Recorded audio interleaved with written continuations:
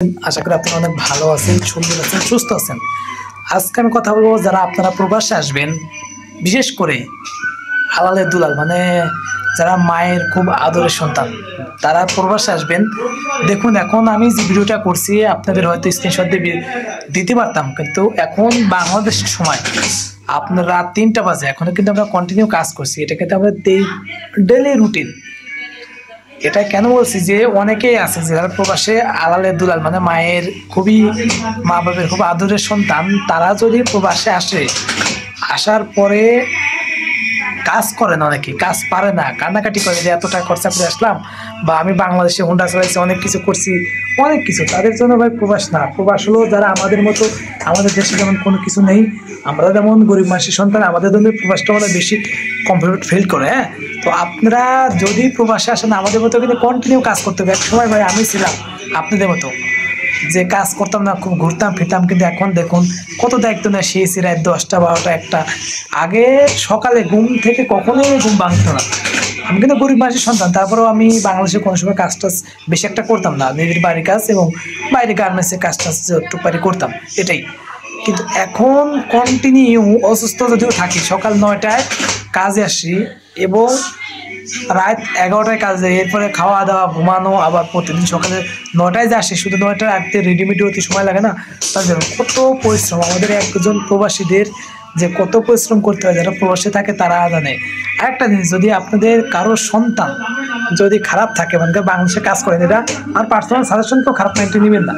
যদি বাংলাদেশে কাজ না করে প্রবাসে পাঠিয়ে দেন, 2 বছর থাকবে, 2 থেকে 3 বছর থাকবে, ইনশাল্লাহ টাকা মানুষ সব কিছু হয়ে যাবে। কারণ যখন সে পরের আন্ডারে থাকবে, তখন বুঝবে যে মা বাপ কি জিনিস, টাকা কি জিনিস, কষ্ট কি জিনিস। প্রবাসে থাকলে পারে আপনার যত আদরে থাকেন না কেন, কেউ আপনাকে ভ্যালু দেবে না। আপনি কাজ করবেন, টাকা নেবেন, কাজ করবেন না, টাকা নেবেন না। আর এখানে কেউ কারোর অসুস্থ হলে কেউ কারোর চিকিৎসার জন্য দৌড়াবে না। এখানে সবাই টাকার জন্য, কারণ আপনার পিছনে কেউ 1 সেকেন্ড ইনভেস্ট করবে না। সময় সবাই ইনভেস্ট করবে টাকার পিছনে। কোথায় গেলে পারে বেশি বেশি টাকা ইনকাম করা যায়, কী কাজ করলে বেশি বেশি টাকা ইনকাম করা যায়, কে কার থেকে বেশি ইনকাম করে, প্রবাসী এই প্রতিযোগিতা, কে কত বেশি মাসে বাংলাদেশে টাকা দেয়, এই প্রতিযোগিতা। আর বাংলাদেশে কি প্রতিযোগিতা, বাংলাদেশ সবাই আরাম খায়, যে কার বাপের কার বাপ কী রকম হুন্ডা দিলেও কার কোনটার কত দাম হলে এটা নিয়ে, কিরা গরু কত টাকা গরু কোরবানি দিলে এটা নিয়ে, কার বাপের কী আছে কার কি নাই এটা নিয়ে। কিন্তু প্রবাসে এটা হয় না। প্রবাসে প্রত্যেক ছেলে মেয়ে উভয় যে এই মাসেও এত টাকা ইনকাম করে, সামনের মাসে দিয়ে আরও বেশি ইনকাম করতে পারে কিনা। তো আপনারা যারা প্রবাসে আসবেন, আলহামদুলিল্লাহ আসেন, আপনাদের জন্য শুভকামনা রইল। কিন্তু প্রবাসে আসলে কিন্তু পরিশ্রম মাস্ট করতে হবে।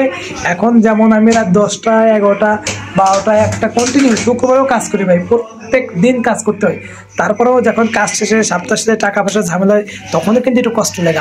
কাজ প্রবাসে থাকলে কষ্ট কি জিনিস, সব কিছু মোটামুটি আমার মনে হয় কি, যে যেমন সেনাবাহিনী ট্রেনিং দেয় না, ঠিক একটা প্রবাসীরাও এরকম কিন্তু ট্রেনিং প্রাপ্ত হয়।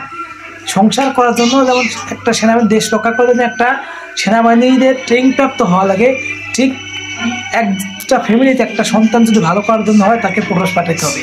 ঠিক সেনাবাহিনী যেভাবে দেশ রক্ষা করার দায়িত্ব বুঝতে পারবে এবং বুঝে নেয়, ট্রেনিংয়ের পরে ঠিক প্রবাসে আসতে পারে একটা সন্তান পরিবার কীভাবে লালন পালন করে সেটা বুঝে নেবে।